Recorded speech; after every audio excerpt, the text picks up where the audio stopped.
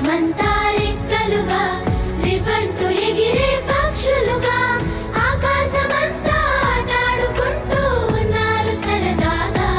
ఒకరేమో సీను ఒకరేమో జున్ను కలిసారే ప్రాణంగా కురిసారే వర్షంగా. పాటేమో సీను ఆటేమో జున్ను ఒకటై ఎదిగారే మధురంగా.